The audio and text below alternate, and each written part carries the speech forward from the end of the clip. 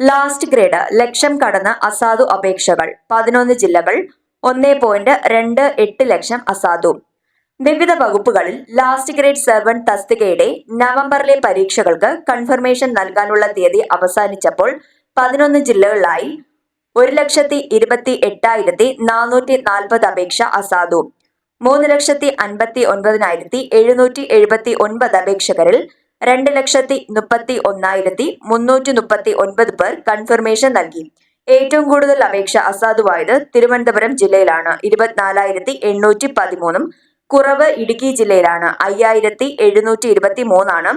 കൊല്ലം, പാലക്കാട്, വയനാട്, കാസർഗോഡ് ജില്ലകളിലെ അപേക്ഷകർക്ക് നവംബർ 2-നാണ് പരീക്ഷ.